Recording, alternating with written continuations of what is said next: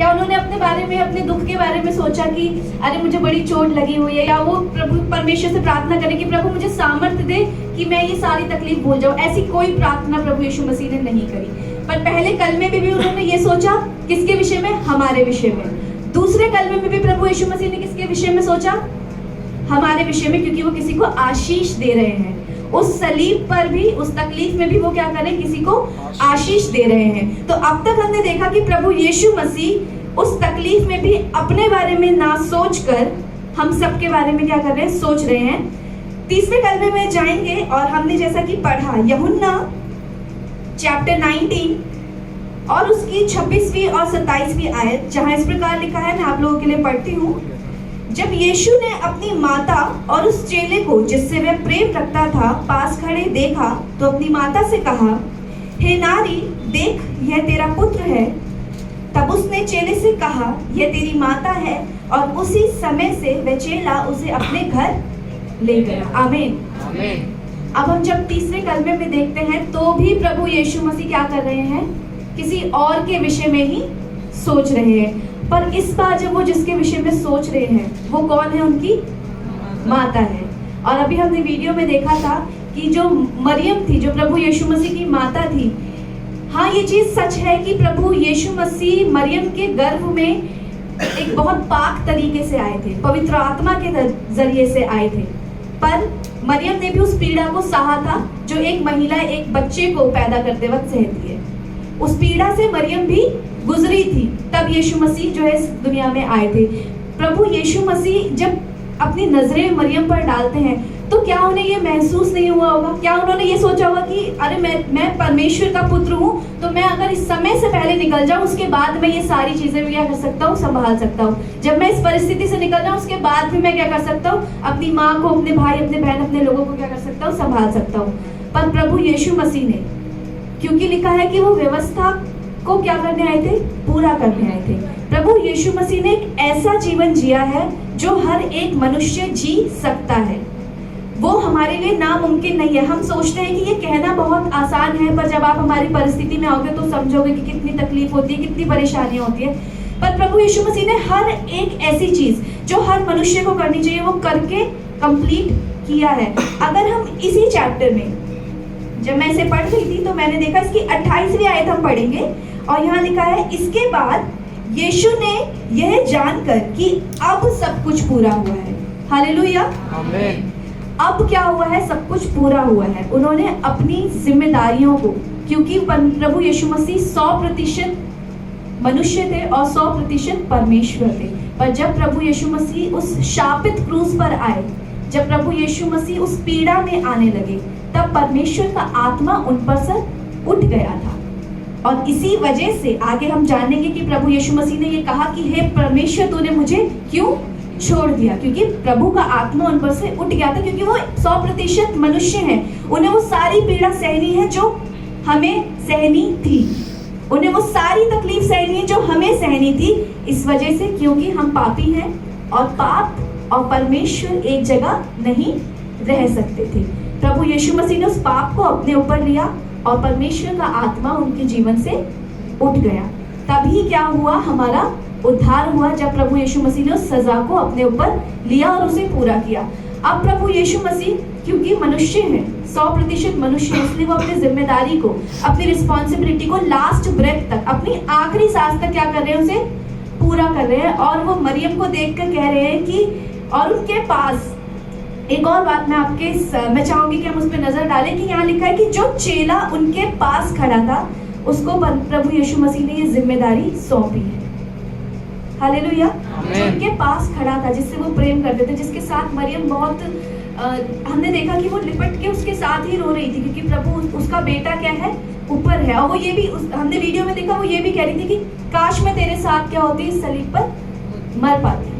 क्योंकि एक माँ के लिए, हम में से बहुत सारे पेरेंट्स यहाँ पर हैं, हम नहीं जानते कि हम अभी शायद बहुत छोटे हैं, पर जितने पेरेंट्स हैं वो एक बच्चे के प्रेम को, एक बच्चे के अटैचमेंट को क्या कर सकते हैं? बहुत आसानी से समझ जाते हैं। हम अपनी लाइफ में ये सोचते हैं, जब हम अपनी तकलीफों में, हम अपने पेन में आते हैं, तो हम सबसे ज्यादा फॉर ग्रांटेड ले लेते हैं अपने पेरेंट्स को, क्योंकि हम ये सोचते हैं कि ये तो हमसे बहुत प्यार करते हैं, अगर हम ये समय इन्हें ना देके किसी और को दे देंगे तो ये समझ जाएंगे, ये क्या कर लेंगे, मान जाएंगे, क्योंकि ये तो हमसे प्यार करते हैं। पर प्रभु यीशु मसीह यहाँ पर अपनी किसी भी रिस्पॉन्सिबिलिटी को स्किप नहीं कर रहे हैं, किसी भी रिस्पॉन्सिबिलिटी को फॉर ग्रांटेड नहीं ले रहे हैं। उन्होंने अपनी हर एक जिम्मेदारी को, अपने हर एक मनुष्य की जो रिस्पॉन्सिबिलिटी होती है और परमेश्वर का पुत्र होने की जो रिस्पॉन्सिबिलिटी है, उसको वो स्टेप बाय स्टेप पूरा करते जा रहे हैं। और उन्होंने मरियम को छोड़ा नहीं। उन्हें क्या मतलब था कि वो मरियम पर ध्यान देते? उन्हें जो करना था वो ये था कि वो सबके पापों का बोझ अपने ऊपर लेते, और उनकी प्रार्थना ये होती, अगर मैं इस पीड़ा में हूँ या अगर मुझे किसी चीज से बहुत तकलीफ हो रही है, तो मेरे मन में प्रार्थना ये आएगी कि प्रभु ये जो समय है ये जल्दी से निकाल दे, जल्दी से मुझे मौत दे दे, या जल्दी से मैं मर जाऊं ताकि मैं इस दर्द से क्या कर लूं, छुटकारा पा लूं। हालेलुया। हम ऐसी प्रार्थनाओं को करते हैं, पर प्रभु यीशु मसीह उस सारी तकलीफ में अपने ध्यान को अपनी माँ के ऊपर लेकर आए, और उन्होंने उसे उस समय पे माँ नहीं कहा, या हम कहीं भी देखेंगे तो उन्होंने नारी या हे महिला कह के ही मरियम को पुकारा है। और वो बोलते हैं वो जिम्मेदारी जो चेला उनके पास खड़ा है, एक अहम जिम्मेदारी, एक बड़ी जिम्मेदारी, वो उस चेले को क्या करते हैं, सौंप रहे हैं। और मैंने इस वजह से ये सीखा कि परमेश्वर हमारे जीवन में भी ऐसी बड़ी जिम्मेदारियों को दे चुका है। हालेलुया। अगर हम सबके पास परिवार है, हम सबके पास लोग हैं, या हम कहीं भी जाते हैं, ऐसी बड़ी जिम्मेदारियां परमेश्वर हमें दे चुका है, क्योंकि परमेश्वर हमसे प्रेम करता है। वचन में लिखा है कि जिससे मैं प्रेम करता था उससे कहा कि देख ये तेरी माँ है। और हम सब जानते हैं कि परमेश्वर हमसे प्रेम करता है, और ऐसी जिम्मेदारियां वो हमारे जीवन में दे चुका है।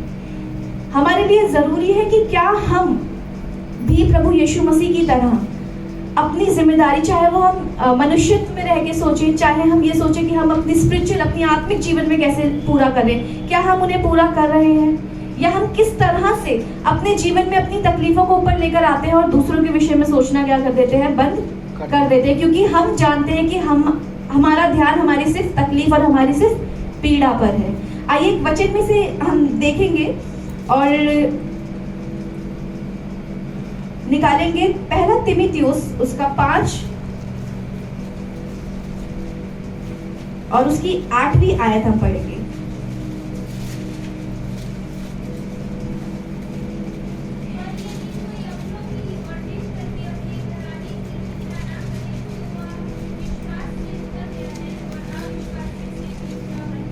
हालेलुया। आमीन। यहाँ परमेश्वर का कलाम हमें बता रहा है कि पर यदि कोई अपने निज करके अपने घराने की चिंता ना करे तो वह विश्वास से मुकर गया है और अविश्वासी से भी बुरा बन गया है। हालेलुया। और प्रभु यीशु मसीह क्या करने आए थे, व्यवस्था को पूरी करने आए थे। और व्यवस्था क्या कहलाती है, क्या बता रही है व्यवस्था हमें, कि कोई अगर निज करके अपने घराने को, अपने घराने की चिंता ना करे तो वो विश्वास से क्या हो गया है, मुकर गया है। और प्रभु यीशु मसीह अपनी आखिरी सांस तक विश्वास योग्य बने रहे, और इसीलिए जब वो उस मौत के करीब थे, जब वो ऐसी परिस्थिति में थे कि हमें से कोई नहीं सोच सकता, उस समय पर भी प्रभु यीशु मसीह विश्वास योग्य बने रहे। उन्होंने अपने हर एक कर्तव्य को, अपने हर एक रिस्पॉन्सिबिलिटी को क्या किया, पूरा किया, और अपने प्रेम को क्या किया, प्रकट किया। और हमें ये सिखाने के लिए, किस लिए, सिर्फ हमें सिखाने के लिए, उस दर्द को, उस पेन को, हर एक उस रिस्पॉन्सिबिलिटी को उस पेन में रहते हुए पूरा किया, ताकि मनुष्य जाति ये सीख सके कि हम ये सब कर सकते हैं।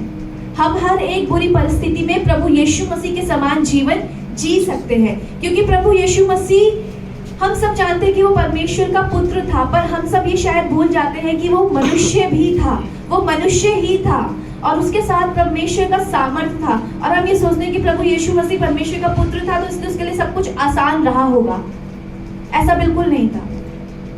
जब हम किसी के साथ इस बात को डिस्कस करते हैं, शेयर करते हैं कि गुड फ्राइडे क्या है और गुड फ्राइडे पे क्या हुआ था, तो लोग भी सुन के शायद उन्हें ये ऐसा महसूस होता होगा कि प्रभु यीशु मसीह तो इनके खुदा है, इनके गॉड है या इनके भगवान है, तो वो ये कर सकते हैं। पर हम इस बात को क्या उन तक पहुंचा पाते हैं कि वो मनुष्य के रूप में यहाँ आया था, और मनुष्य के रूप में ही उन्होंने सारी तकलीफों को सहा, और सारी जिम्मेदारियों को उन्होंने मनुष्य के रूप में ही पूरा किया। हालेलुया। आमीन। तो हम सभी के लिए ये बात याद रखनी बहुत जरूरी है कि आज का जो दिन है, हम इन 7 कलमों को शायद सिर्फ गुड फ्राइडे के दिन ही पढ़ते हैं, मैं खुद भी।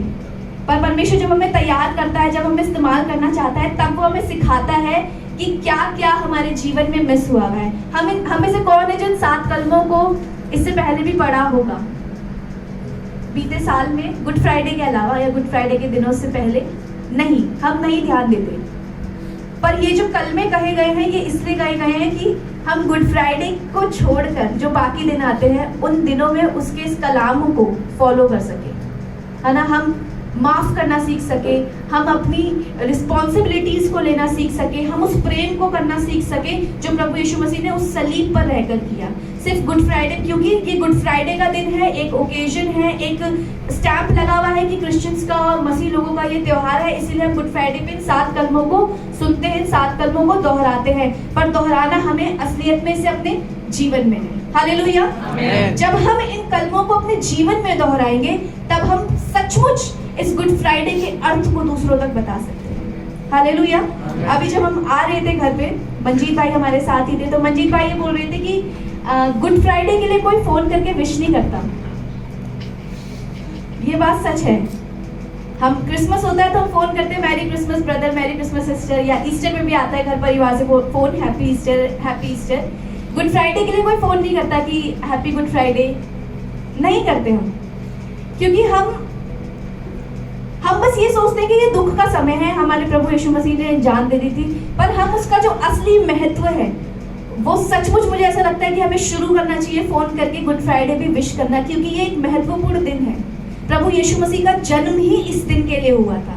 हालेलुया। प्रभु यीशु मसीह का आना पर्पस ही ये दिन था, और हमारे लिए जरूरी है कि हम इस दिन के महत्व को क्या कर सके, लोगों तक बता सके। और ये सिर्फ तभी होगा जब हम इन 7 कलमों को अपने हर दिन में लेकर आएंगे, अपने जीवनों में दोहराएंगे, सिर्फ गुड फ्राइडे पर नहीं। हालेलुया।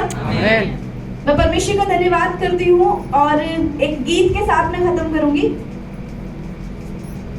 देख सलीबे प्यार को, पापों का मोल चुकाए, सूली पर यीशु मुआ, मेरा बोझ उठाए। टप टप करती लहू की बूंदे, टप टप करती लहू की बूंदे, मन का मैल धुलाए। इस दुनिया में ऐसी मोहब्बत कभी ना दिखी है, दिखेगी दिखेगी कभी ना दिखी है, दिखेगी कभी ना दिखी है, दिखेगी कभी। आइए हम सभी लोग अपनी आंखों को बंद करेंगे और प्रार्थना करेंगे। धन्यवाद खुदावंद यीशु मसीह कि आप हमसे बेहद प्रेम करते हैं। धन्यवाद परमेश्वर पिता कि हम इस काबिल नहीं थे, पर फिर भी परमेश्वर पिता आपने वो तकलीफ, वो पीड़ा हमारे लिए अपने ऊपर ली। और परमेश्वर मैं आपसे प्रार्थना करती हूँ कि इस दिन के महत्व को हम अपने जीवन में लेकर आए। हाँ परमेश्वर, इस दिन की महत्व को, उस पीड़ा को और उस लहू को परमेश्वर अपने जीवन में महत्वपूर्ण समझे। खुदावंद यीशु मसीह, आपका इस पृथ्वी पर आकर हमारे लिए उस दर्द को सहना, उस मौत को झेलना, परमेश्वर ये मेरे प्रभु हम सबके जीवन के लिए बहुत अनोखी बात है। और इस बेइंतहा प्रेम के लिए हम आपका धन्यवाद करते हैं, क्योंकि ये संसार परमेश्वर हमें ऐसा प्रेम नहीं दे सकता जो आप से करते हैं। हाँ परमेश्वर, हम सबके जीवनों को चुनने के लिए, हम सबके जीवनों को बचाने के लिए आपका धन्यवाद करते हैं और चाहते हैं कि हम सबके हृदय को तू स्थिर कर, ताकि हम सब परमेश्वर तेरे पर विश्वास करके अपने जीवन को व्यतीत कर सके और ये विश्वास कर सके कि जैसा प्रभु यीशु मसीह ने जीवन एक मनुष्य के रूप में बिताया, वैसे ही हम भी बिता सकते हैं। प्रभु परमेश्वर, हम सबके जीवनों को खुदावंद यीशु मसीह अपने हाथों में ले खुदावंद, और प्रभु हम सबको खुदावंद यीशु मसीह आप बुद्धि, समझ और ज्ञान दे। धन्यवाद करते हैं प्रभु समय के लिए। इस प्रार्थना को विश्वास के साथ यीशु के नाम से मांगती हूँ, आमीन।